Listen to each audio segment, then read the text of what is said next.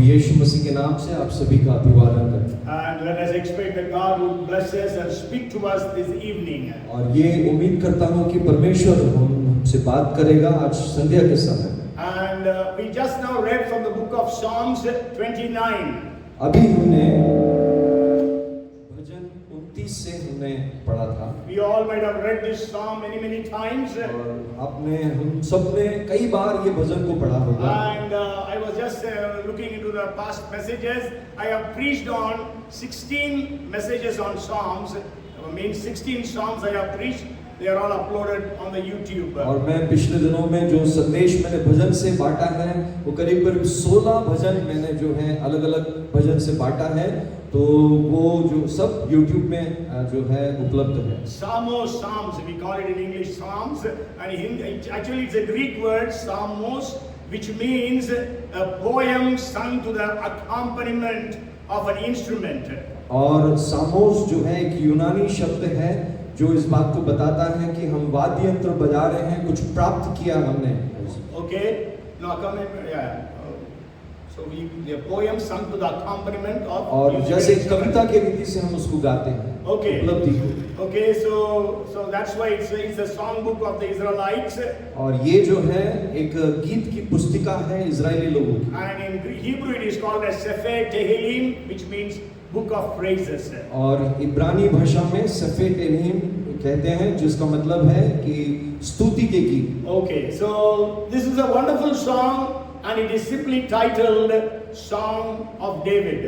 और ये एक आशीषित भजन है जिसमें शीर्षक दिया गया है ये दाऊद का एक भजन है। And if you read this psalm, you can understand the psalmist is comparing the voice of God to thunderstorms, earthquakes, lightning and things like that. इस भजन को यदि हम अच्छे से ध्यान से अगर हम देखेंगे तो उसमें भजनकार परमेश्वर की जो वाणी है उसको अलग अलग बातों में, जैसे मेघ के शब्द हो रहे हैं और अलग अलग जो है बातों से तुलना करके वो बता रहे हैं। We know there are thunderstorms these days. We know about the thunderstorms that is taking place in so many countries. इन दिनों में बादल गरज रहे हैं और बहुत ही जो है ऐसी मेघों में आवाजें आ रही है, वो हम अलग अलग राष्ट्रों में भी हम उस बात को सुनते हैं। And also we read about earthquakes और भूकंप के बारे में भी हम सुनते हैं and cyclone. और जो है चक्रव्यूह जो है उसके बारे में भी हम सुनते And हैं। these days we are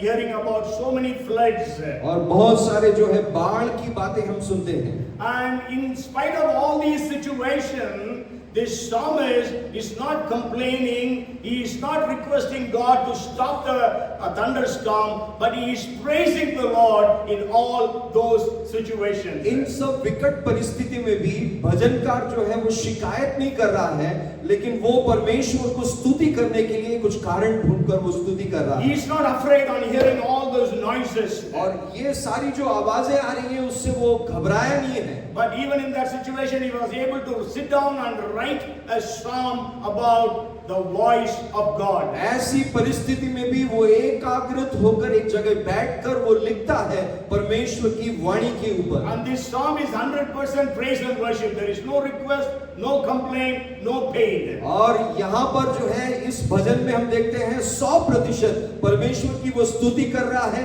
कोई दर्द की बात या कोई शिकायत या कोई ऐसी बात हम नहीं देखते हैं। And you know, David was in the wilderness for almost 20 years. और हम जानते हैं कि दाऊद जो है मरुभूमि में 20 साल था वो। Okay, and then he could have faced many storms. उसने बहुत सारे ऐसे आंधी तूफान का सामना किया होगा। He might have seen lightnings falling upon the people. और उसने बिजली गिरते हुए लोगों के ऊपर उसने देखा होगा।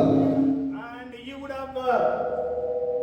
would have seen even earthquakes shaking the places. उसने कई भूकंप का भी सामना किया होगा वो जगह को हिलाते हुए। And that's why it was his personal experience that he is writing here in this psalm. जो भी व्यक्तिगत उसका अनुभव हुआ है उसको वो इस भजन में वो लिखता है। And that's why, as I told you, he was able to be strong in that situation and able to praise God in that situation. और वो इस विकट परिस्थिति में भी अपने आप को वो बलवंत करता है और वो शक्ति को प्राप्त कर कर वो आगे बढ़ता है। We all sing that song. Then sings my soul, my Savior God to thee, how great thou art. हम वो गीत को गाते हैं, परमेश्वर कितना महान है, उसके हम गीत गाते हैं, ऐसे वो उस गीत के बोल। And if you see that hymn, it is fully praise. There is no prayer in that hymn. जो प्रभु महान करके है उसमें हम देखते हैं पूरी स्तुति है, उसमें किसी प्रकार की कोई शिकायत की बात नहीं। And it was written by a man by name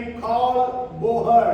और कार्ल बोहर्ट करके एक व्यक्ति ने उस गीत को लिखा। And he actually faced a very severe cyclonic storm that made him to write this song. और उसने अपने व्यक्तिगत जीवन में ऐसे ही एक आंधी तूफान का सामना किया था और उसने उस वक्त में उस गीत को लिखा। Okay, so now we will enter into just studying this song. और अब हम जो है इस भजन से कुछ बातों को सीखेंगे। And before that, the Lord burdened me, maybe led me to share this thing. और उससे पहले प्रभु ने मेरे मन में कुछ डाला है जो मैं आपके साथ बांटना चाहता And you know, हूँ। on Friday during the prayer meeting, और शुक्रवार की जो प्रार्थना थी उसमें I was not to actually lead the intercession, but then the person who was to lead could not, so I led it.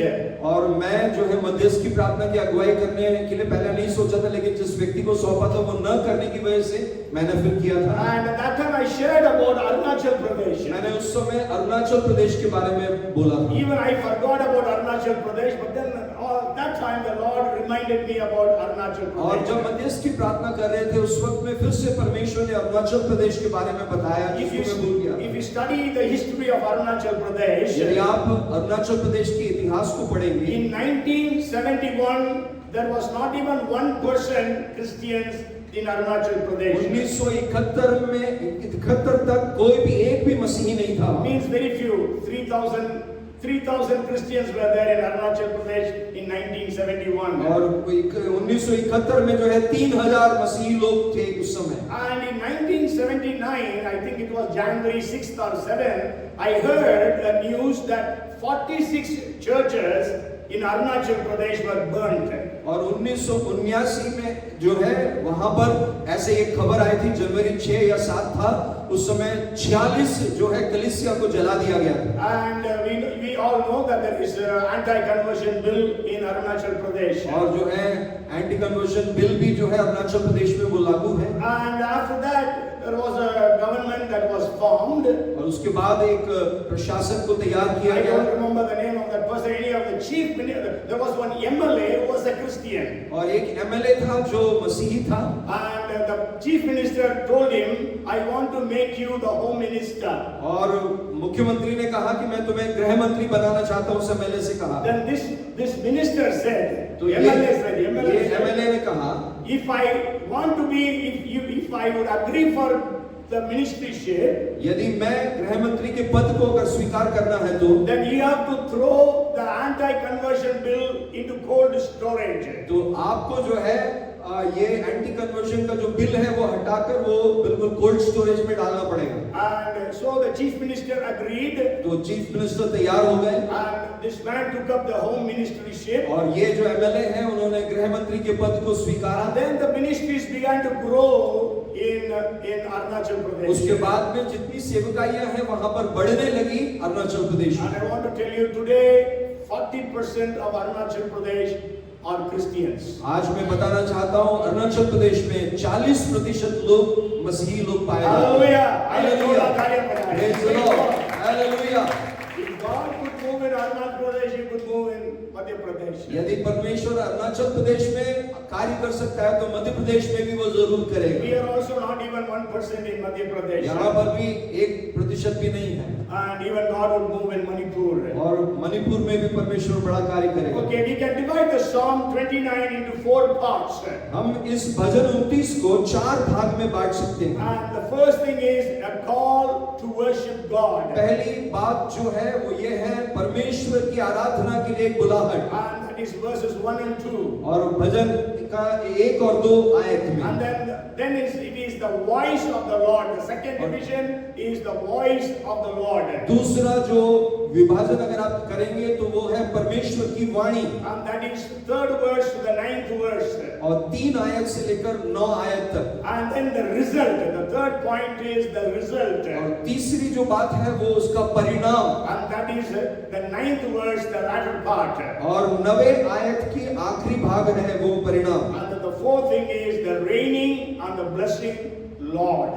और चौथी बात यह है परमेश्वर का नियंत्रण और उसकी प्रभुता और परमेश्वर की आशीष। Okay, that is verses 10 and 11. और वो 10 और 11 आयत में हम देखेंगे। So go home and read this psalm and meditate on this psalm. तो इस भजन को आप घर जाकर पढ़ें और इसके ऊपर मनन जरूर करें। The first 2 verses read like this. पहली 2 आयत इस प्रकार से पढ़ते हैं। Give unto the Lord, O you mighty ones, give unto the Lord glory and strength. Give unto the Lord the glory due to his name. Worship the Lord in the beauty of holiness. हे परमेश्वर के पुत्र यहोवा का हाँ यहोवा ही का गुणानुवाद करो, यहोवा की महिमा और सामर्थ को सराहो, यहोवा के नाम की महिमा करो, पवित्रता से शोभायमान होकर यहोवा को दंडवत करो। Yeah, in Hindi it says Parameshwar to Putra, sons of God, Yeah. but I think it is not a right translation. और हिंदी में जो परमेश्वर के पुत्र बताया गया है वो सही एक अनुवाद नहीं है। Because mighty ones is the right translation. वो जो महान सामर्थी लोग हैं ऐसे करके दिया है। Why I say sons of God is not a right translation. और जो परमेश्वर के पुत्र करके जो पुत्र करके दिया है वो सही अनुवाद नहीं है। क्यों मैं बोल रहा हूँ? You know, sons of God in the Old Testament actually refer to a group of angels. और परमेश्वर के पुत्रों को पुराने नियम में एक स्वर्गदूतों के समूह को भी बताता है। Okay, I'm not going to deal with those things. So it is speaking about mighty ones. तो यहाँ पर जो है सामर्थी लोग करके हैं, इतना आप अभी समझे। So this psalm is addressed to the mighty ones. तो ये जो भजन है उनके लिए बताया गया है जो महान लोग हैं, सामर्थी लोग। So who are the mighty ones? कौन है महान लोग? Okay, we can say in today's terms the celebrities, political leaders, national leaders,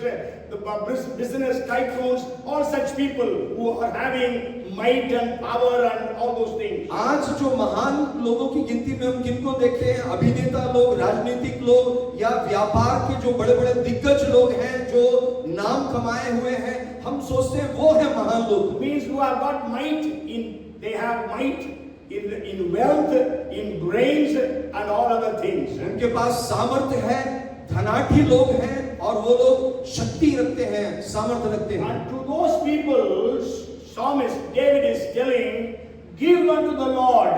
और उन लोगों को कह रहे हैं कि परमेश्वर को तुम जो देना है दो। Okay, we have to give unto the Lord. हमें परमेश्वर को देना है। Today, you know, we human beings are always used to take from God. मनुष्य की यह प्रवृत्ति है कि परमेश्वर से कुछ प्राप्त करने की वो कोशिश करते We हैं। always get and forget about God. हम परमेश्वर से प्राप्त करते हैं और भूल जाते हैं, ये हमारी प्रवृत्ति है। But God always gives and forgives. परमेश्वर हमेशा देता है और वो जो है क्षमा भी कर देता है। And so, that's why this is a psalm of praise and worship, because we have to give to God, not we are asking God to give to us. इसीलिए ये जो है स्तुति के भजन है जो परमेश्वर को हमें देना है, ऐसा नहीं कि परमेश्वर के सन्मुख आकर केवल प्राप्त ही करना है। So today, how many of us are really give to God the best of ours? आज यहाँ जितने लोग मौजूद हैं, मैं ये पूछना चाहता हूँ, कितने लोग ऐसे हैं जो अपने जीवन का सर्वोत्तम जो परमेश्वर को देते The हैं best time to God. और परमेश्वर को अपना सबसे बहुमूल्य समय देते हैं। The best years of our life to God. हमारे जो शक्तिशाली जो समय रहता है, जो साल है, वो परमेश्वर को देते हैं। Many times, many people say, after I get retired, I will do the service for the Lord. कई लोग कहते हैं कि रिटायरमेंट के बाद जो है मैं जो है परमेश्वर की सेवा करूंगा। Even now, as you are working, as you are doing different things, you can serve God in that situation. आज जब आप कार्य कर रहे हैं और जो भी आप काम कर रहे होंगे उसमें रहते हुए, उसको करते हुए आप प्रभु की महिमा कर सकते हैं। So in the first 3 verses, he is repeating the word give 3 times. और जो है पहले 3 आयतों में वो बार-बार दोहरा रहा है परमेश्वर को दो, परमेश्वर को दो। You know, give 3 is actually number of God. 3 in the Bible is the number of God. और 3 जो संख्या है वो परमेश्वर को दर्शाता है। Okay, Father, Jesus and the Holy Spirit. पिता परमेश्वर, पुत्र यीशु और पवित्र आत्मा। We say omnipotent, omnipresent, omniscient. हम कहते हैं सर्वशक्तिमान, सर्वज्ञानी, सर्वव्यापी। He is the King of kings, He is the Lord of lords, and He is God of gods. वो राजाओं का राजा है, प्रभुओं का प्रभु है, ईश्वरों का ईश्वर है। The angels, when they are worshiping God, they say 3 times, holy, holy, holy. जब स्वर्गदूत लोग परमेश्वर की आराधना करते हैं तो वो 3 बार कहते हैं पवित्र पवित्र पवित्र। So many times we ask God, God give me this, give me that, but let us also sometimes only praise the Lord, praise the Lord, praise the Lord. Give unto the Lord. कई बार हम केवल परमेश्वर से प्राप्त करते हैं, लेकिन यहाँ भजनकार हमें आह्वान कर रहा है, परमेश्वर को दो, परमेश्वर को दो, परमेश्वर को दो। And David is telling to the mighty people, you give to God, because whatever you are having is from God. So in gratitude you give praise and worship unto God. Dawood सामर्थी और महान लोगों से ये आह्वान कर रहा है,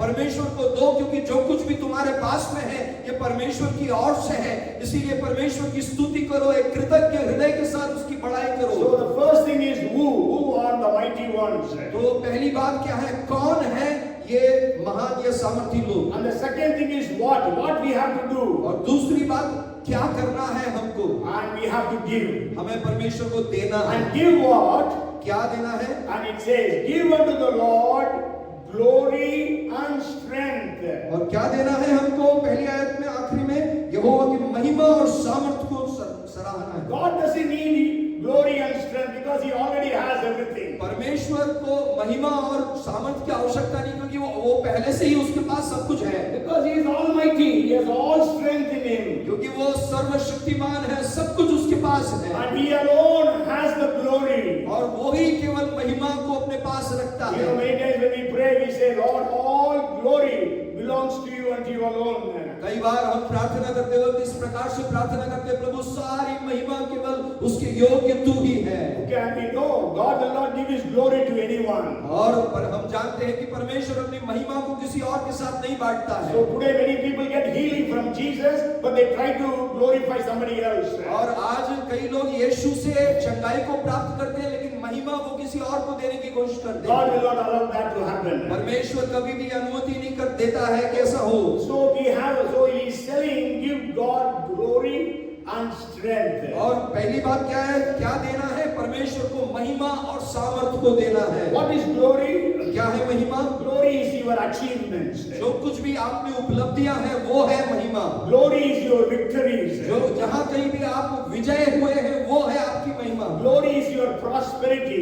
आपके जीवन में जो आर्थिक उन्नति हुई है वो है। Glory is your name and your fame.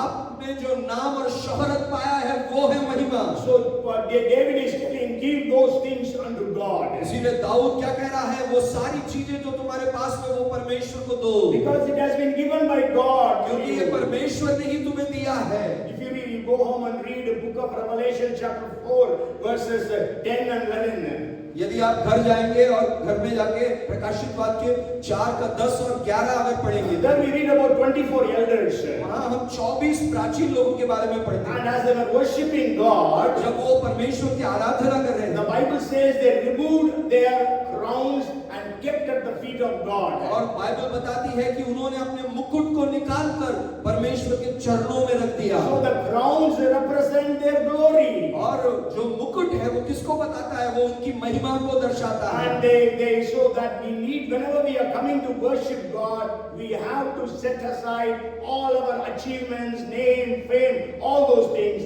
and surrender all, as we sung the song, all to Jesus I surrender. जब हम परमेश्वर के चरणों में आते हैं तो हमारी सारी उपलब्धियों को एक तरफ हमें कर देना है। जो कुछ भी हमने पाया है उसको, उस सारे मुकुट को, महिमा को प्रभु के चरणों में रख देना है। जैसे कि हमने गीत में गाया था, सब कुछ मैं सौंपता हूँ। And then the second thing we have to give to God is, दूसरी बात जो परमेश्वर को देना है, the second verse says, give unto the Lord the glory due to His name. और यहाँ दूसरी आयत में हम क्या देखते हैं, यहोवा के नाम की महिमा करो जैसे वो है।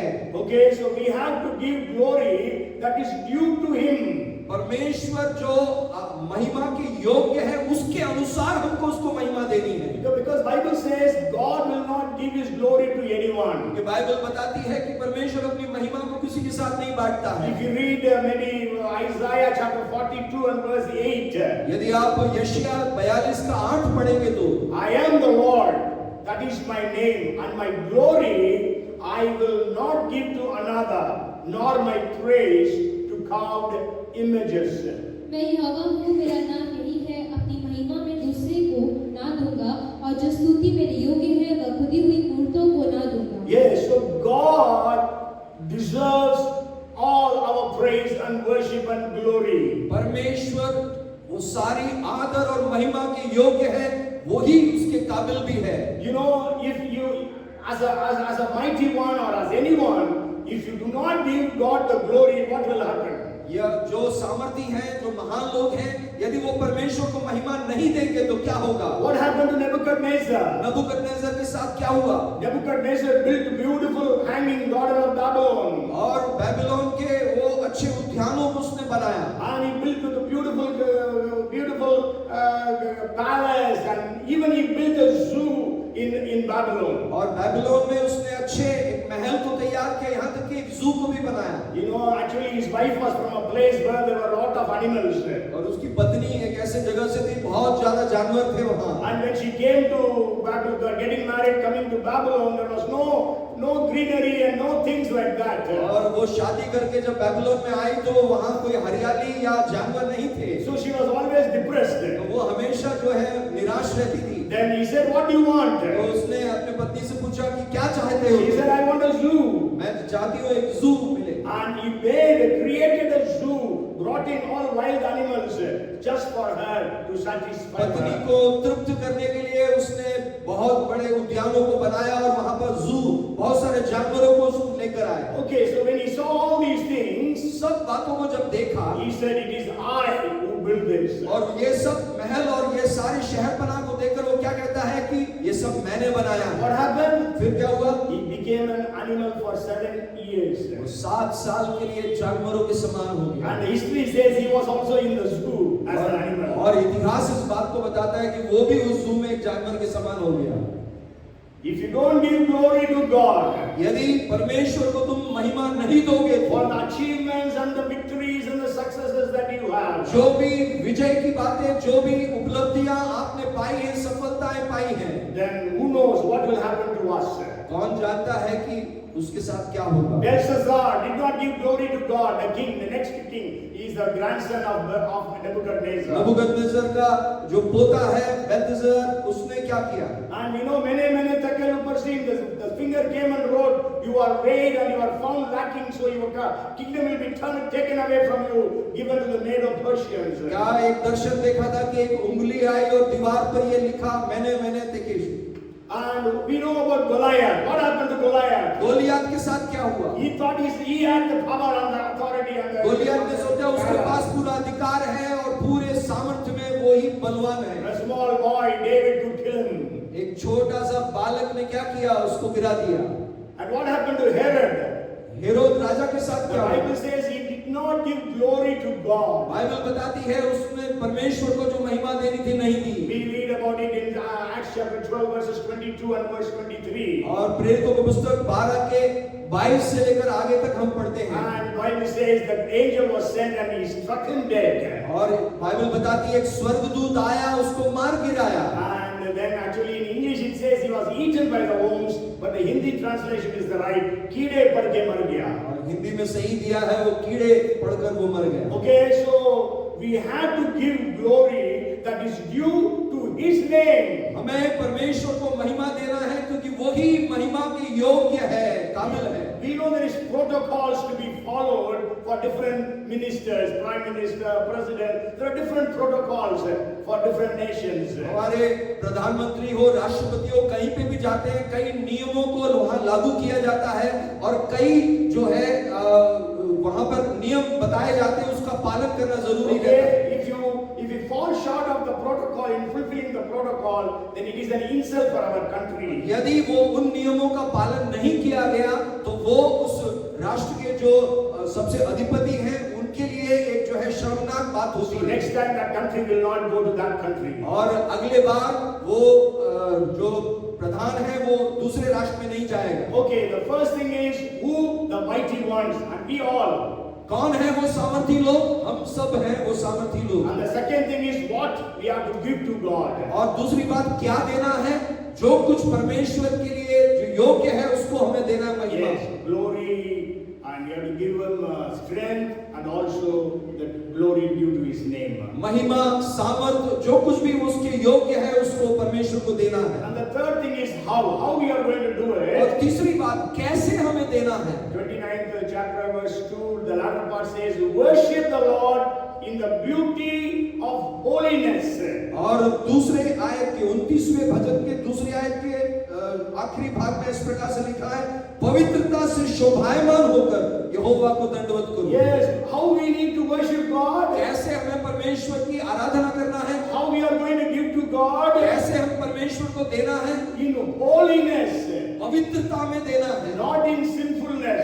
और पाप में रहकर नहीं देना है, पवित्रता में देना है, Because our God is holy. क्योंकि हमारा परमेश्वर पवित्र है। You all remember in the first Samuel chapter 5, I think 5 or 6, there was the ark of the covenant was being carried by the cows.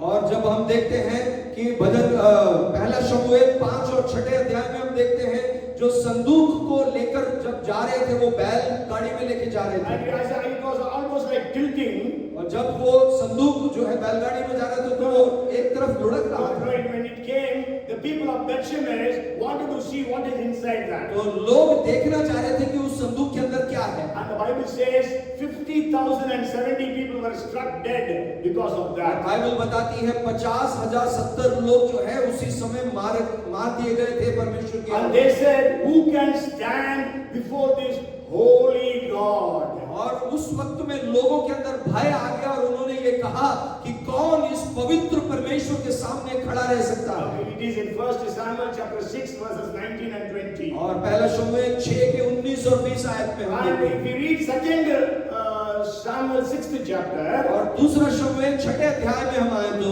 David was taking the ark of the covenant to Jerusalem. और जो दाऊद जो है वही वाचा के संदूक को वो यरूशलेम में लेके जा And रहा है। on the way, the bullocks trembled. और ले जाते वक्त में बैलगाड़ी में जो है वो ऐसे हिलने लगा। And then there was a man by name Uzzah. और उज्जा नाम का एक व्यक्ति He tried to hold the ark of the covenant. उसने जो है उस वाचा के संदूक को पकड़ने की कोशिश किया जो लुढ़क रहा The था। Bible says he was struck dead. और बाइबल बताती है वो भी परमेश्वर के प्रकोप में मारा गया। Because only the priest can handle the ark of the covenant. क्योंकि वाचा के संदूक को जो भी उठाना या उसको रखना है वो सब याजक लोग ही कर सकते हैं। Not even Levites, but only priests. Levi लोग भी नहीं कर सकते, केवल याजक लोग ही कर सकते हैं। So today, how are we worshiping God? आज हमें अपने आप में जांचना है कैसे परमेश्वर की हमें आराधना करना है। We have to worship God in the beauty of holiness. पवित्रता में शोभायमान होकर हमें परमेश्वर की आराधना करना है। Cain worshiped God with sin. और कायन ने हम देखते हैं कि पाप में होकर उसने आराधना किया And Abel worshiped God in holiness. और हाबिल ने जो है परमेश्वर की आराधना पवित्रता में किया The था। Bible says God accepted the offering or the sacrifice of Abel.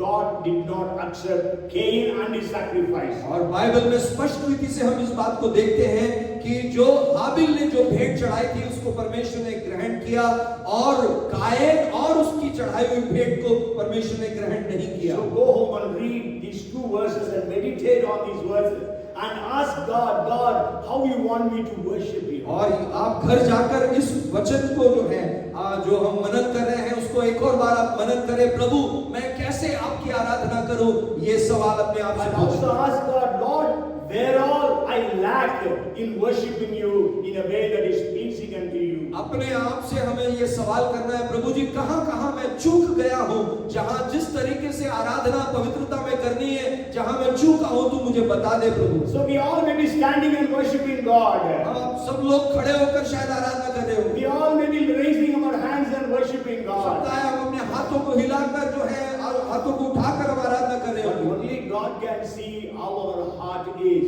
केवल परमेश्वर हमारे मनों को ही देख सकता है।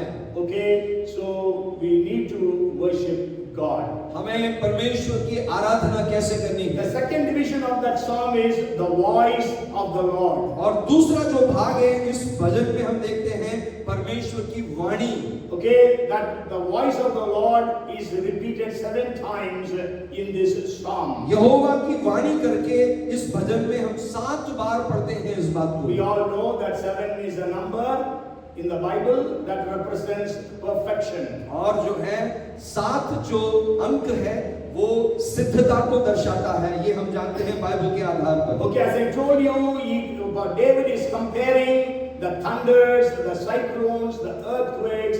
Today we can say tornadoes, hurricanes, typhoons, all different names are given. So all these things to the voice of God. यहाँ हम देखते हैं जो दाऊद है बादल के गरजने को लेकर, या जो है शक्तिशाली दूसरे प्रतापमय ऐसे जो है शब्दों को वो प्रयोग कर रहा है। आज की भाषा में हम देखें तो जैसे टाइफून या ऐसे हरिकेन्स जो होते हैं उसको जो है बताते हैं। And as I told you, David had first-hand experience of these things. जैसे मैंने बताया मरुभूमि में दाऊद ने अपने जीवन में व्यक्तिगत उन जो है विपदाओं का सामना किया था। Why he is saying voice of the Lord? क्यों वो कह रहा है दाऊद यहोवा की वाणी? Because God wants to speak to us through these things. क्योंकि परमेश्वर इन बातों के द्वारा हमसे वो बात करना चाहता है। You know, God speaks to us in many ways. आप जानते हैं परमेश्वर अलग अलग तरीके से हमसे बात करता है। God can come directly to you and speak to you. परमेश्वर सीधे हमसे बात कर सकता है। You know, 3,808 times in the Old Testament it says, the Lord spoke to Moses, the Lord spoke to so and so, the Lord like that. 3,808 times the word of the Lord came to so and so like that. और 3,808 बार हम पढ़ते हैं मूसा से हो या अलग अलग भक्तों के द्वारा सीधे परमेश्वर ने आकर उनसे बातचीत किया है। Okay, and then God can speak through a vision or a dream. परमेश्वर दर्शन या स्वप्न के द्वारा भी हमसे बात कर सकता है। Okay, and God can send an angel with a message. परमेश्वर एक स्वर्गदूत को भेजकर अपना संदेश पहुंचा सकता है। And God can speak to us through the things that are happening around us. और जो हमारे इर्द गिर्द जो भी परिस्थिति में होता है उसके द्वारा भी परमेश्वर हमसे बात कर सकता We है। have to understand all those things that are happening around us are happening with a purpose from the Lord. और जो कुछ भी हमारे इर्द गिर्द में हो रहा है, जो परिस्थिति ऐसी है, ये सब परमेश्वर के ज्ञान में है और उसके नियंत्रण में ये बातें हो रही हैं। Because not even a hair falls without His knowledge and permission. क्योंकि हमारे सिर से एक बाल भी नहीं गिरेगा बिना परमेश्वर की अनुमति के। Okay, so we will just see He is actually giving 7 different qualities or characteristics for the voice of the Lord. और पर यहोवा की वाणी को 7 अलग-अलग जो है वो गुणों के द्वारा वो तुलना करके बता रहे हैं। The first thing He says is the voice of the Lord is powerful. और पहली बात जो वो बोल रहा है, परमेश्वर यहोवा की वाणी वो शक्तिशाली है। Okay, and I was looking into searching things. The scientists calculate that a typical thunderstorm, not the great major storms which we see sometimes, an ordinary thunderstorm releases around 10 million, that is 1 crore kilowatts of energy. तो जो बादल गरजता है ये साधारण गरजने वाली बात नहीं, जो विशेष कोई बादल अगर गरज रहा है तो 1 करोड़ किलोवाट जो है ऊर्जा उसमें उत्पन्न होता है करके बताया। यानी ordinary thunders, not special thunders. Ordinary thunders release 1 crore, 10 million kilowatts of power. साधारण जो है बादल गरजने जो है उसमें इतने 1 करोड़ किलोवाट जो है वो ऊर्जा उत्पन्न होता And है। they say that is equivalent to 20 kiloton of nuclear warhead. और वो इस बात को बताता है कि 20 किलो टन जो है न्यूक्लियर जो है अस्त्रों के जो है बराबर वो तुलना किया है। So we know storms are powerful. तो हम जानते हैं कि जो न्यूक्लियर वेपन से वो कितने सामर्थी होते हैं। The storms are और powerful. आंधी तूफान कितना सामर्थी होता है। They take away everything, root out everything. वो जड़ समेत जो है पेड़ों को उखाड़ देता है और ऐसे बदल देता In the है। recent floods, we have seen how the cars, trucks, even bridges and roads are being washed away. हम देखते हैं कि कार, ट्रक या हम देखते हैं कई बार पुल भी उखड़ जाते हैं, वो जड़ समेत जो है उखाड़ देता है, इतने तेजी से। Maybe a couple of weeks ago, we saw in Himachal Pradesh and Uttarakhand, all those states, how things were happening. और हमने पिछले दिनों में हिमाचल प्रदेश और उत्तराखंड में भी ऐसी घटनाओं को हमने देखा। Right now, Northern Europe, China, South Korea, all are having lot of floods. अभी जो है हम देखते हैं कि कोरिया में या अलग-अलग जगहों में जो है अभी बाढ़ का एक चल रहा है। And the second, I'm actually rushing through. The second thing is the word, the voice of the Lord is full of majesty. It says. और दूसरी बात जो है परमेश्वर यहोवा की वाणी को जो है वो प्रतापमय बताया है। Okay, it is very majestic. You know, the thunder, the lightnings. When you hear those things, how great thou art. That is what we can say. जैसे जब बादल गरजते हैं मेघों की तरफ आप देखते हैं वो कितना महान है, प्रभु महान करके एक विचार हमारे अंदर आता है। And then the third thing is तीसरी बात जो है the voice of the Lord breaks the cedars. It says. और तीसरी बात जो है 5वीं आयत में हम देखते हैं कि देवदारों को वो तोड़ डालता है And also cedars of Lebanon. और जो है लबनोन के देवदारों को भी। Okay, cedars are known to be are famous for their size and strength. और देवदार के जो वृक्ष है वो उसकी ऊंचाई और उसकी मजबूती के लिए मशहूर है। But then when the thunder comes, it breaks those trees. लेकिन जब बादल गरजते हैं तो वो देवदार के वृक्ष भी तोड़ डालता है। Okay, and then the fourth thing is the voice of the Lord strikes with flashes of lightning. और जो चौथी बात है कि वो जो है बादल गरजाता है, जो बहुत ज्यादा जो है बादल चमकते हैं ऐसे। Okay, in Hindi also, even in KJV, the translation is not so good. Hindi NIV says the voice of the Lord strikes with flashes of lightning. और जो केजेवी या हिंदी में उतना अच्छे से नहीं उसका अनुवाद किया गया है, आग की लपटों ऐसे करके बताया है। Okay, anyhow, it is actually speaking about lightning. वो बादल में जो बिजली चमकने के बारे में बताया है। Okay, we know bijli means that is fire. The lightning is like fire. और मतलब बिजली चमकना क्या है, आग के साथ उसकी तुलना की है। And I was just looking into the records. You know, in every year in India, 2,880 people die of lightning. Now, in 2021, 2,880 people died because of lightning. और बिजली गिरने की वजह से 2,880 लोग मर गए 2021 में, आंकड़े बता रहे हैं। And the world, they say 6,000 to 24,000 people die every year of lightning. और जो है पूरे विश्व में अगर देखा जाए तो 6,000 से लेकर 24,000 तक लोग मरते हैं। What do you think when Elijah prayed, fire came from heaven and burned that sacrifice, consumed that sacrifice and consumed the water that was flowing? What do you think? What was that fire? और आप क्या समझते हैं जब एलिया ने प्रार्थना किया तो जो बलि वस्तु जलाया रखा था उसको जला दिया और पास में जो पानी था उसको सुखा दिया, वो जो आग उतारी थी वो क्या है? वो Maybe it should be lightning. वो हो सकता है बिजली चमकाया। You know, Elijah, the king sent 50 soldiers to the captain to Elijah to capture him. और एलिया को पकड़ने के लिए राजा ने जो है सैनिकों को भेजा, 50 soldiers and one captain. और एक कप्तान को 50 सैनिकों के साथ। And Elijah says, if I am the man of God, Lord, send your fire and kill them. और एलिया ने कहा यदि मैं परमेश्वर का दास आप हूँ तो खुदावन तू आग को उतार और ये लोगों को खत्म कर। They were burnt. उनको जला के भस्म। Again the king sent another 50 soldiers and one captain. और फिर से एक कप्तान और 50 सैनिकों को और भेजा। The same thing happened. उनके साथ भी ऐसी घटना। Again the king sent 50 soldiers and the captain. एक और बार राजा ने वो एक कप्तान के साथ 50 सैनिकों को But भेजा। that captain began to beg before Elijah, sir, don't punish me like the others.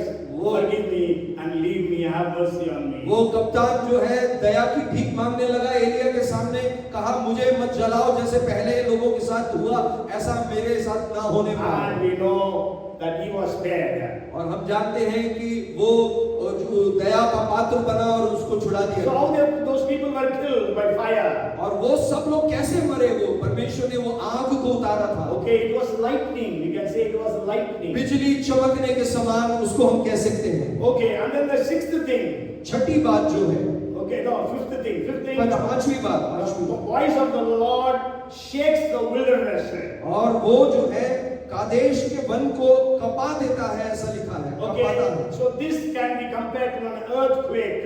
और इसको हम जो है भूकंप के साथ हम जो है तुलना कर सकते हैं। And what David is actually speaking about, it was a desert area, desert territory. Dawood जो है एक मरुभूमि के ऐसे एक इलाके को वो दर्शाता है। Okay, so there David has seen earthquakes. वहां दाऊद ने भूकंप जैसे अवस्था को अनुभव किया। And the people in the first century church, when they prayed, the Bible says the building where they gathered was shaken. और पहली सदी की कलीसिया के लोग जब प्रार्थना कर रहे थे तो जो बिल्डिंग में थे उसको परमेश्वर ने कपा दिया करके, हिला दिया। And also in 1626 of Acts, when Paul and Silas were praising God, there was an earthquake that shook the foundations of the prison. प्रेरित 16 के 26 में हम पढ़ते हैं, पौलुस और सीलास जब वो कारागृह में बंद थे, उस वक्त में जब उन्होंने प्रार्थना किया तो परमेश्वर ने उस कारागृह को हिला दिया। And those who have been in earthquake zones, they know the devastation an earthquake can create or cause. और जो भूकंप के दौर से गुजरे हैं वो जानते हैं कि ये भूकंप जब आता है कितने विनाश को वो लेकर आता And है। the sixth thing is the voice of the Lord makes the deer give birth. और छठी बात जो है वो है यहोवा की वाणी से हरनियों का गर्भपात हो जाता है। Okay, you know there are when the storms and the thunders they roar in the wilderness. आंधी तूफान या बादल गरजने वाली वो भी मरुभूमि में जब ऐसी घटना घटती And है also in the forest. और वन जो है ऐसे जंगलों में जब You होता know है that the animals fear dread like anything. और जो जानवर है वो डर कर सहम जाते हैं। Even some of us we have our pets. और हमारे घर के जो पालतू कुत्ते हैं या और दूसरे जानवर हैं वो भी कैसे During व्यवहार करने लगते हैं। Diwali they burst the crackers. और दिवाली के समय जब पटाखे फोड़े जाते You हैं don't know how they are afraid. और आप जानते होंगे जो पालतू जानवर है वो कैसे घबरा जाते Even हैं big dogs. और बड़े-बड़े कुत्ते तक सहम जाते हैं Oh, they all go get under the cots. और वो सब खाट के नीचे चले जाते हैं। You know, we had a dog at the time of Diwali. She ran away from our house by fear. और जो है एक कुत्ता हमारे घर में था जो दिवाली के समय पटाखे की आवाज को सुन के घर छोड़ के ही वो भाग गया And we could not find her. और फिर हम उसको नहीं ढूंढ पाए। Okay, anyhow, so by hearing the sound of the thunder and all, the animals shiver, especially the pregnant animals. यहोवा की वाणी को सुनकर जानवर लोग कांप जाते हैं, विशेष तौर से जो गर्भ धारण किए हुए जानवर हैं। So maybe when David was watching, he saw a deer giving premature birth, or in Hindi it says it aborted, means गर्भपात हुआ. So it could that has happened. तो दाऊद जब ऐसे ही बादल गरजने के अनुभव से जब वो गुजर रहा था तो उसने देखा होगा कि हरनी का कैसे गर्भपात हुआ है, इसलिए वो बताया है। And the seventh thing is, and strips the forest bare. और सातवीं जो बात है वो ये है वनों को उजाड़ देता है। Yes, okay, उजाड़ देता है. So you know, the scientists say a strong wind may take some leaves from the trees. और जो है वैज्ञानिक लोग ये कहते हैं कि तेज हवा से कुछ हवा से जो है कुछ पत्ते जो है वो लेके चलता But है। then here it is speaking about forest getting bare. यहाँ क्या बताया है वनों को वो बिल्कुल खाली कर देता है या उजाड़ देता है। That must be a tremendous blast of wind. That only can rip every leaf from every tree of a forest. इसका मतलब क्या है इतनी तेज आंधी तूफान वहां पर आया होगा, हर एक पेड़ की हर एक जो पत्ते हैं उसको वो उठाकर ले गया। And just we will read one verse for that. Joel chapter 1 and verse 7. और एक वचन को हम पढ़ेंगे योएल नबी की पुस्तक पहला अध्याय 7वीं आयत। He has laid waste my vine and ruined my fig tree. He has stripped it bare and thrown it away. Its branches are made white. उसने मेरी दाखलता को उजाड़ दिया और मेरे अंजीर के वृक्ष को तोड़ डाला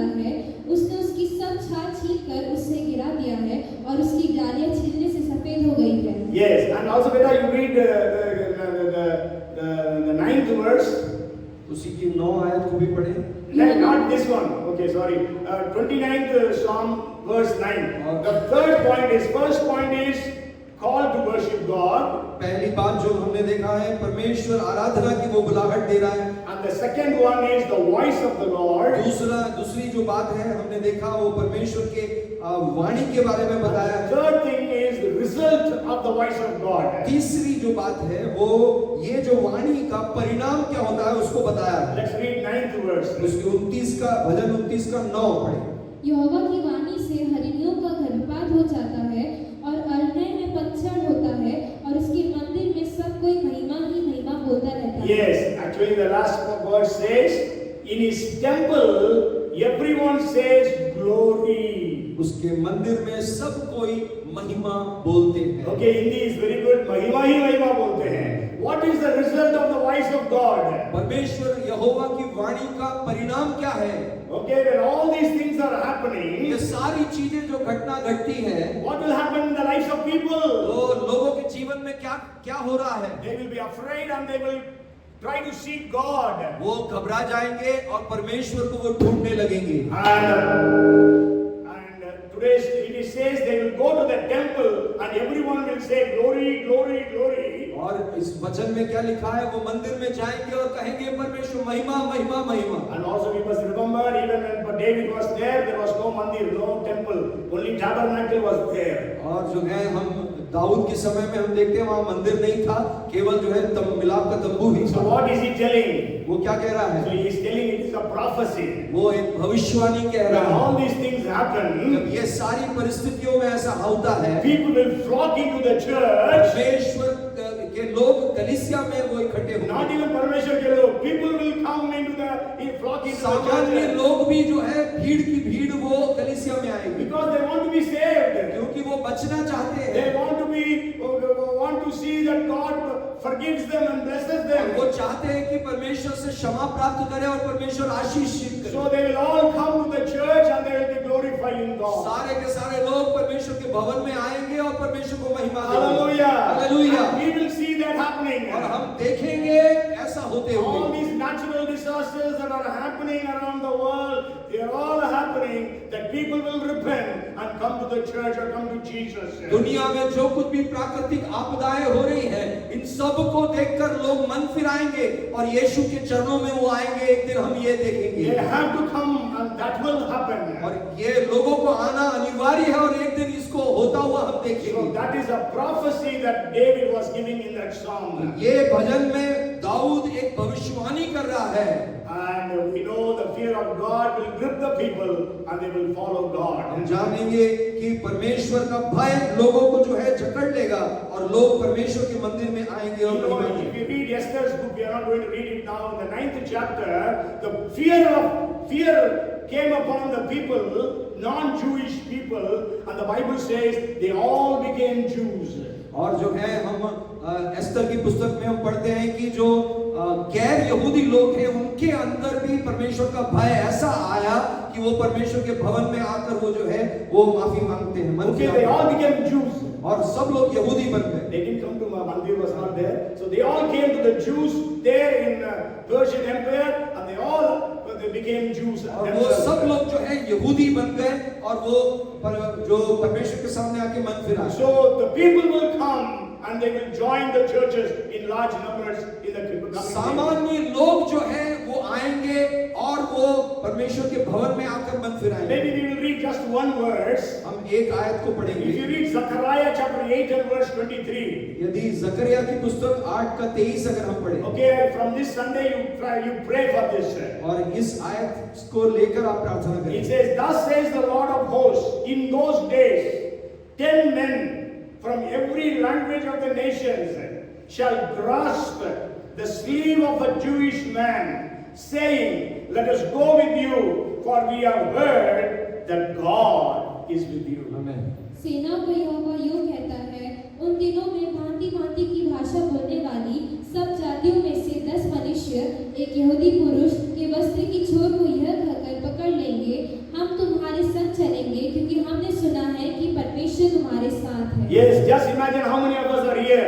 So 10 of your friends or colleagues, your neighbors come to you and say, "Oh, because we know that God is with you. आपके 10 ऐसे जो सहकर्मी हैं या जो मिलने जुलने वाले हैं, वो आकर आपका वस्त्र पकड़कर वो ये कहेंगे कि हम ये जान गए हैं कि परमेश्वर आपके साथ में है, और वो भय उनके अंदर आए। So they also come with you to the church. वो भी आपके साथ में परमेश्वर के भवन में आएंगे। Hallelujah. Hallelujah. So the people will come to the church or temple and they will glorify God. सामान्य लोग भी भीड़ की भीड़ वो परमेश्वर के मंदिर में आएंगे और परमेश्वर की महिमा And then करेंगे। the last division of that chapter और is इस भजन का जो आखिरी भाग है, the reigning and the blessing Lord. और परमेश्वर की जो प्रभुता है और परमेश्वर की आशीष, We will उसको read हम those देखते two हैं। verses 10 and 11. The Lord sat enthroned at the flood.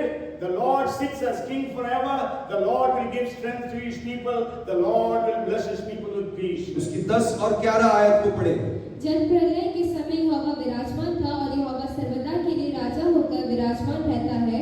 यहोवा अपनी प्रजा को बल देगा, यहोवा अपनी प्रजा को शांति की आशीष देगा। Yes, now we know our Lord is the reigning or the ruling God. हम जानते हैं परमेश्वर कैसा है, वो प्रभुता करता है। Okay, he only is ruling the world. वो ही सब बातों के ऊपर नियंत्रण रखकर अपनी प्रभुता करता है। Sure, there are different parties and different leaders ruling different nations. हम जानते हैं अलग-अलग राष्ट्रों में अलग-अलग पार्टियां या अलग-अलग जो है समुदाय के लोग जो है वो प्रभुता कर रहे The हैं, ultimate ruler is God and God himself. लेकिन सब बातों के ऊपर सर्वोपरि कौन है? वो परमेश्वर है। But then because of his sovereignty, sometimes he gives us people according to his own heart. और परमेश्वर अपने उस सर्वोपरि होने के कारण अपने दिल की वो उस बात को वो कई लोगों को शासन करने के लिए देता है। He will appoint leaders who are according to his own heart, like David. कुछ अधिकारियों को वो नियुक्त करता है जो परमेश्वर के हृदय के समान।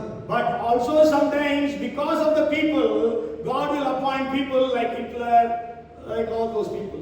और लोगों की दुष्टता के कारण कई बार जो है परमेश्वर को सुधारने के लिए ऐसे कुछ लोगों को भी वो नियुक्त कर देता है, जैसे हिटलर या ऐसे Like Ahab, Jezebel.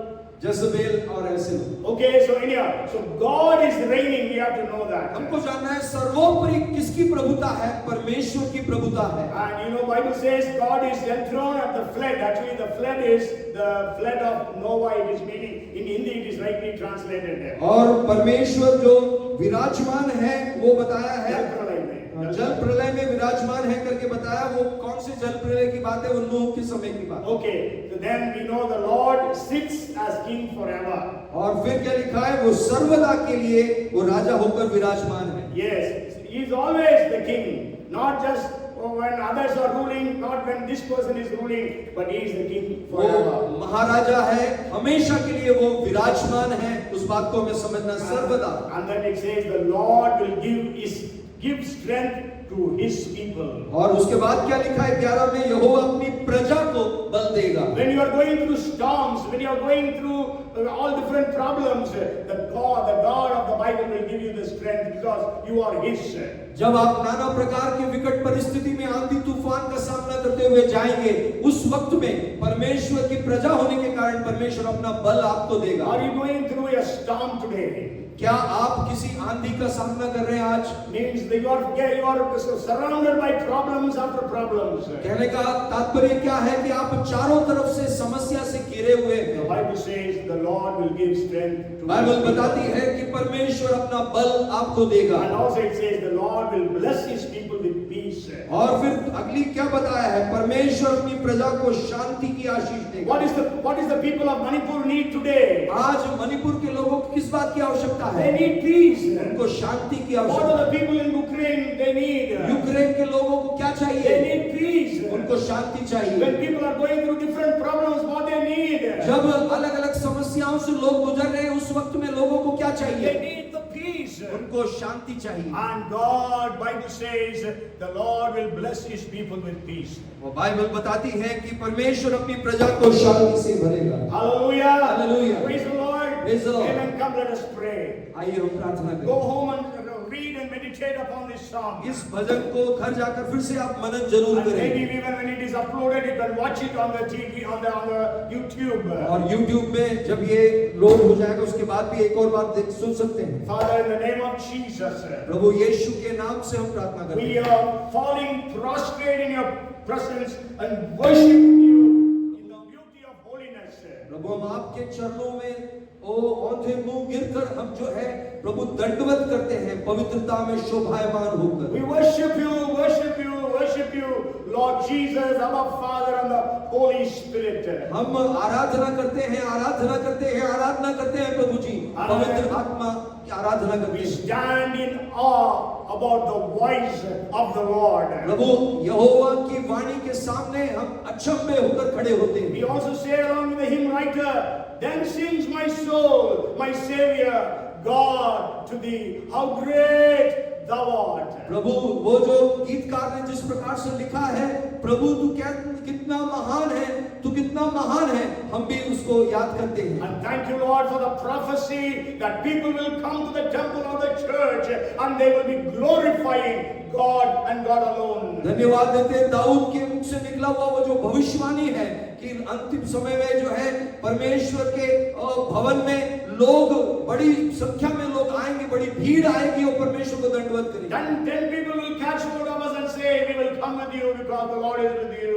10 लोग एक विश्वासी के वस्त्र को पकड़कर वो आएंगे कि तुम्हारा परमेश्वर कितना महान है, तुम्हारे साथ में परमेश्वर है और वो आराधना। Thank you, Lord, because you will give us the strength and you will give us the peace. पर प्रभु हम धन्यवाद देते हैं क्योंकि आप बल देंगे और शांति से भरेंगे। Lord, bless everyone with your peace, bless everyone with your strength. प्रभु हर एक को आप अपने बल और शांति से भर देना। We give you the glory and the honor. प्रभु हम आदर महिमा आपको देते हैं। In Jesus' name we pray. यीशु के नाम से हम प्रार्थना मांगते हैं। Everyone shouted. सब लोग चिल्लाएं।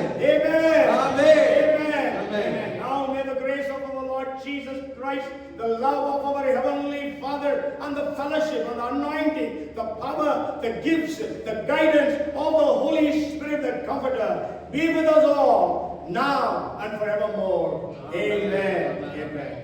Follow